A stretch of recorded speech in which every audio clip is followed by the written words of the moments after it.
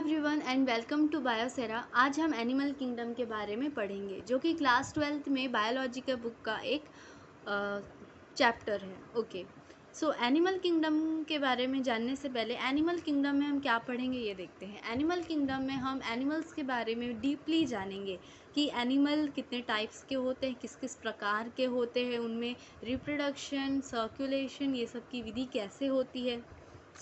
First हम अगर animal की बात करें तो एनिमल जो है इकोसिस्टम का एक हिस्सा है। इकोसिस्टम मीन्स हमारा वर्ल्ड, जो हमारे आसपास की जो भी चीज़ें हैं वो हमारे इकोसिस्टम है। एंड हमारे इकोसिस्टम में अगर ऑर्गेनिजम्स की बात की जाए तो लिविंग थिंग्स में दो आते हैं, प्लांट्स एंड एनिमल्स।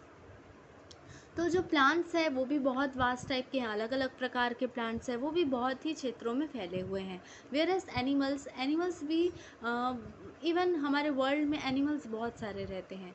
एनिमल्स में ह्यूमंस भी आते हैं, तो ह्यूमंस ने भी आधा पॉपुलेशन ले लिया है एंड एनिमल्स भी हमारे आधे पॉपुलेशन में रहते हैं।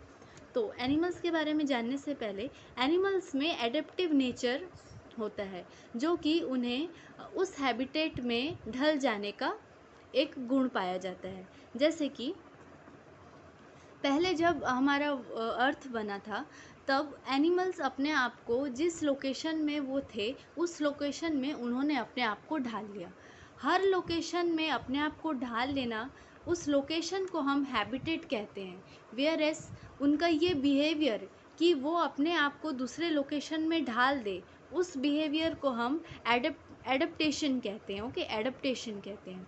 वेयरएस हर प्लेस में, जिस प्लेस में वो थे उस प्लेस में या समर हो या विंटर हो या कोई भी सीज़न हो या कोई भी परेशानी हो, उसमें अपने आप को ढाल लेना उनका एक नेचर है जो कि एडेप्टेशन कहलाता है। एंड उस प्लेस में ढल जाना, उस प्लेस को हम हैबिटेट कहते हैं। ओके, सो कुछ टाइप के एनवायरनमेंट जिसमें हैबिटेट्स जिसमें उन्होंने अपने आप को ढाल लिया वो ऐसे हैं। Habitat is aquatic, terrestrial, amphibian and aerial. Okay, इसमें हम एनिमल्स की बात कर रहे हैं, उन एनिमल्स की बात कर रहे हैं जिन्होंने अपने आप को उस हैबिटेट में ढाल लिया।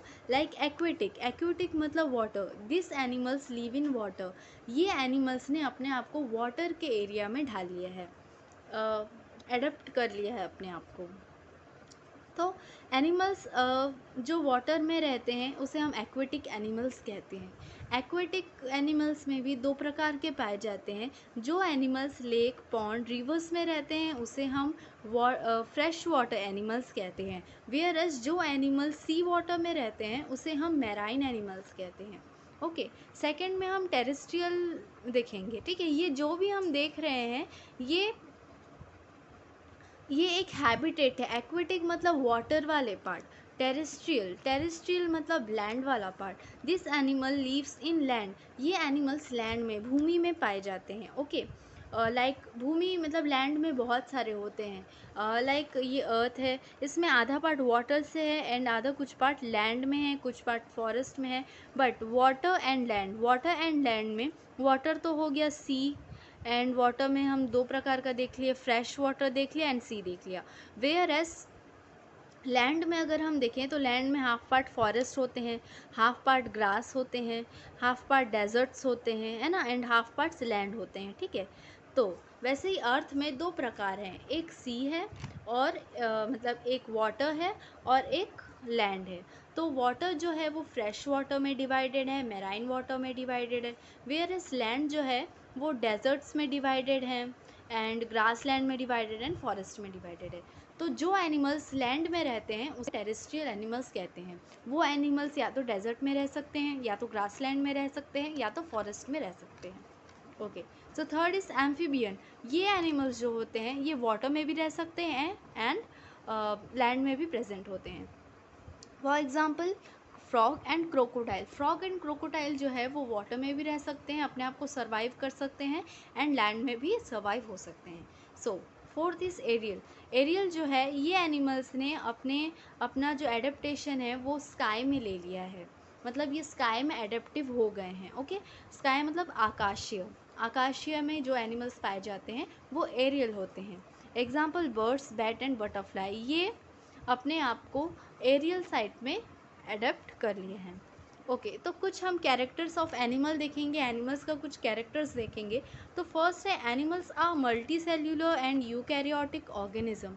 मल्टी सेल्यूलर मतलब बहुत सारे सेल्स प्रेजेंट होना, वेयर एस यूकैरियोटिक ऑर्गेनिजम्स मतलब वो सेल जो कि जिसमें न्यूक्लियस पाए जाते हैं, जिस सेल्स में न्यूक्लियस पाए जाते हैं एंड वो न्यूक्लियस एक एनवलप के द्वारा कवर्ड रहता है, एनक्लोज रहता है, उसे हम यूकैरियोटिक ऑर्गेनिज्म कहते हैं। ओके मतलब यूकैरियोटिक ऑर्गेनिज्म में सेल्स बहुत सारे पाए जाते हैं एंड सेल्स में अगर उनके पास न्यूक्लियस है एंड वो जो न्यूक्लियस होगा वो बहुत अच्छा न्यूक्लियर एनवलप में कवर्ड होगा।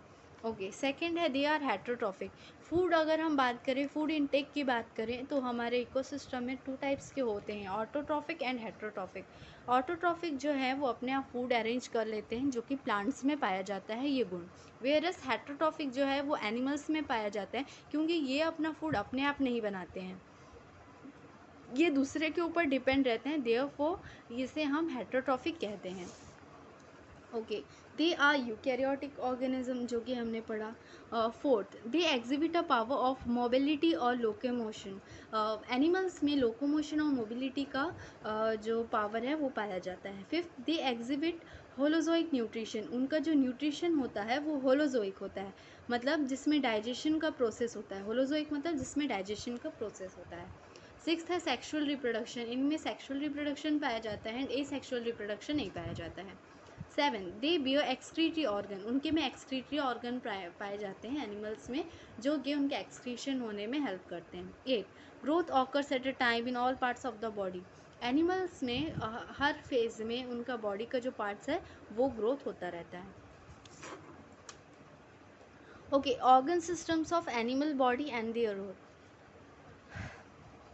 एनिमल बॉडी में ऑर्गन सिस्टम्स के बारे में हम देखेंगे। ऑर्गन सिस्टम मतलब एक बॉडी में बहुत प्रकार के ऑर्गन्स रहते हैं, उन ऑर्गन्स का कोई ना कोई फंक्शन ज़रूर होता है।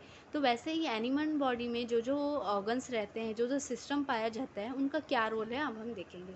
सो first is integumentary system. Integumentary system मतलब skin, hair and nails. Integumentary system में ये 3 आते हैं, skin, hair and nails, and इनका काम जो है वो protection, secretion, sensory and temperature control का वर्क करता है। ठीक है। Second muscular system. Muscular system जो है वो बॉडी में मूवमेंट एंड लोकोमोशन के लिए हेल्प करता है।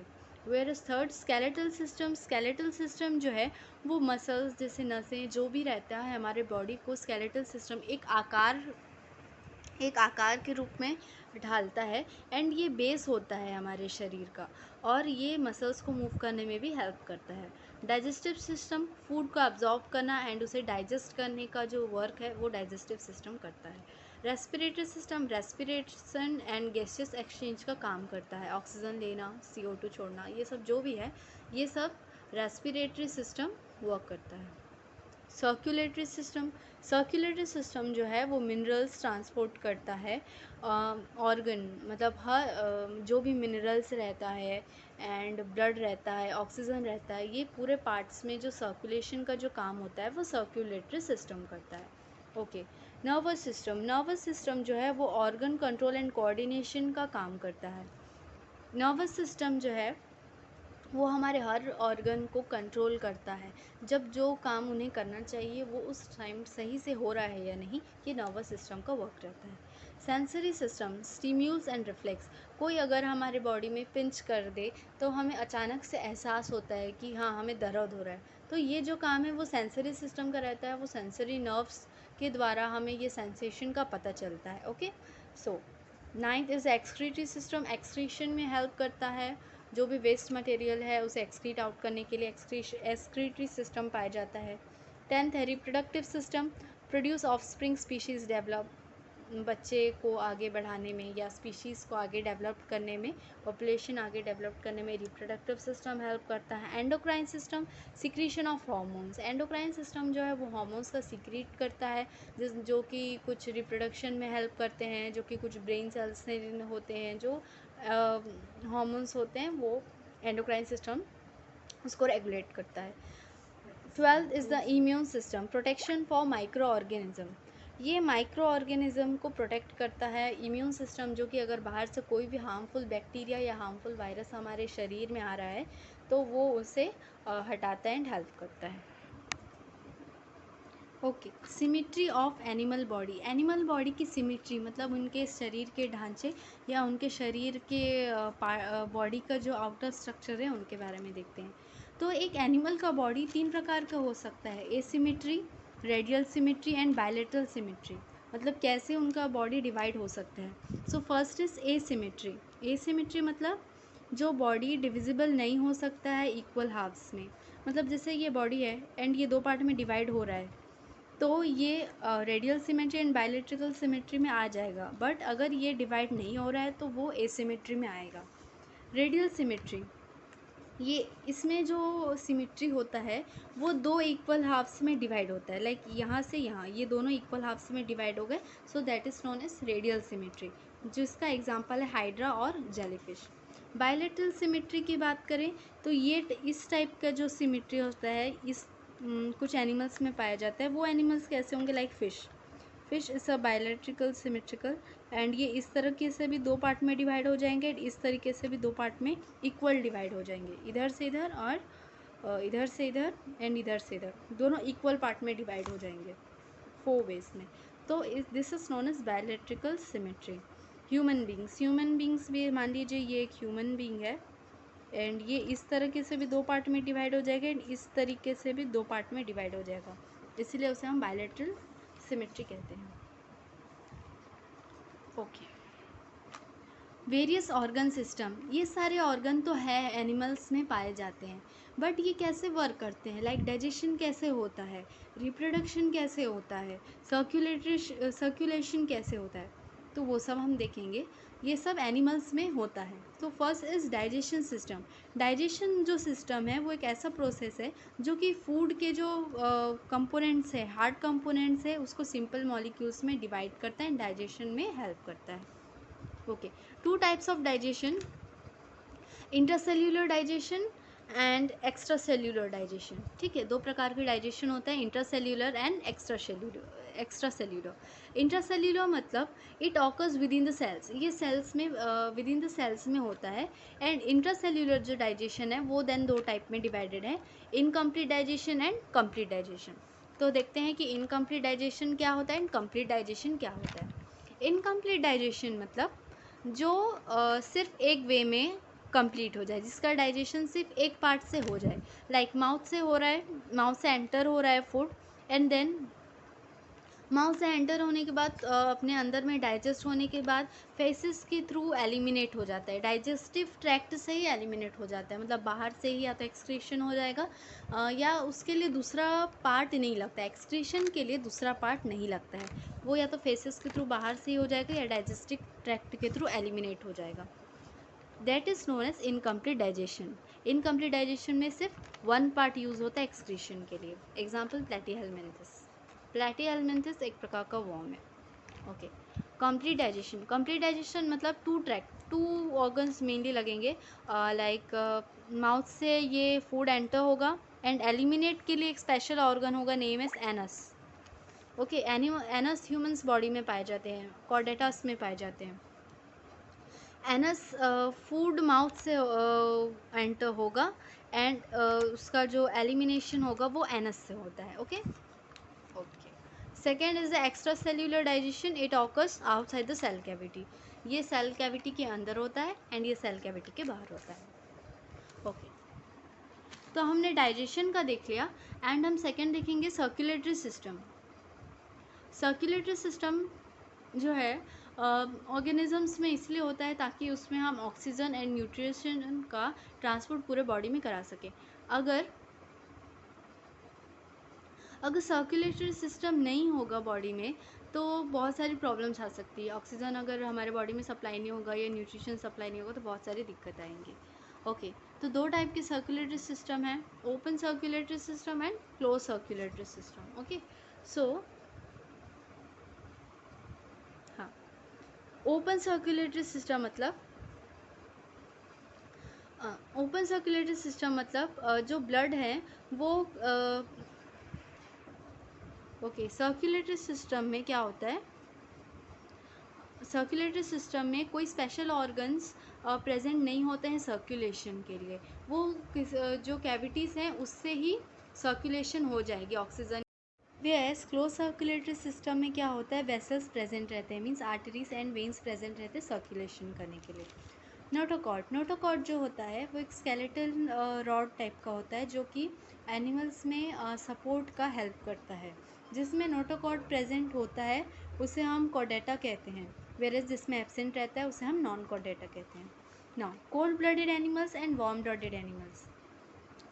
कोल्ड ब्लडेड एनिमल्स मतलब जो अपने आप को परिस्थिति के हिसाब से नहीं ढाल पाते, उसे हम कोल्ड ब्लडेड एनिमल्स कहते हैं, like reptiles and fish etcetera. Reptile like fish का अगर एग्जांपल है तो फ़िश सिर्फ वाटर में ही रह सकता है एंड लैंड में नहीं रह सकता। क्यों? क्योंकि वो कोल्ड ब्लडेड एनिमल है, वो अपने आप को परिस्थिति के हिसाब से नहीं ढाल पाता है। वार्म ब्लडेड एनिमल्स की बात करें तो ये जो एनिमल्स होते हैं ये किसी भी एनवायरनमेंट में अपने आप को ढाल लेते हैं एंड सर्वाइव कर लेते हैं, किसी भी टेम्परेचर में अपने आप को सर्वाइव कर सकते हैं। For example mammals. इसके बाद है एंडोस्केलेटन एंड एक्सोस्केलेटन। एंडोस्केलेटन मतलब वो ऑर्गेनिज्म जिनके इंटरनल स्केलेटन मजबूत होते हैं उसे हम एंडोस्केलेटन कहते हैं। फॉर एग्जांपल ह्यूमन का जो अंदर वाला स्केलेटन होता है वो हार्ड होता है और बाहर स्किन प्रेजेंट होता है। वेयरएस एक्सोस्केलेटन मतलब उनका बाहर का सरफेस जो होगा वो हार्ड होगा। ठीक है, फॉर एग्जांपल क्रैब जिसका बाहर का स्ट्रक्चर पैलेट टाइप का होता है एंड वो हार्ड होता है। Okay, now sexual dimorphism. Sexual dimorphism मतलब जिसमें हम आसानी से मेल एंड फीमेल को डिस्टिंग्विश कर सके, मतलब पता चल सके कि हाँ ये मेल है और हाँ ये फीमेल है। Okay, for example birds, mammals, amphibia, reptiles. Cockroach का एग्जांपल लें तो कॉकरोच में जो मेल होता है वो थोड़ा लंबा होता है और फीमेल जो होती है वो थोड़ी छोटी होती है, इसीलिए ये सेक्सुअल डायमॉर्फिज्म शो करते हैं एंड इसमें आसानी से पता चल जाता है कि कौन सा मेल है एंड कौन सा फीमेल है। Last is ovipary and vivipary. Ovipary and vivipary की बात करें मतलब ओवीपरी मतलब वो एनिमल जो एग के द्वारा बच्चा देते हैं, जो पहले एग हैच करते हैं, इसके बाद एग देते हैं, उसके बाद उसमें से बच्चा होता है। For example frog and bird मतलब ये एग्स देते हैं। वेयर एस विविपरी मतलब जो बर्थ लाइव बर्थ देते हैं, वो एग वेग नहीं करते हैं, उनका जो बर्थ होता है वो सीधा लाइव होता है। For example humans, sharks and snacks. So I hope you will understand this video. अगर इसमें कुछ भी डाउट हो तो मेरे को कमेंट ज़रूर कीजिए, like share and subscribe my channel. ये तो सिर्फ इंट्रोडक्शन था एनिमल किंगडम का, इसके आगे का पार्ट्स आएगा जिसमें हम अलग अलग प्रकार के एनिमल्स के बारे में पढ़ेंगे। So thank you for watching and like my video. Thank you.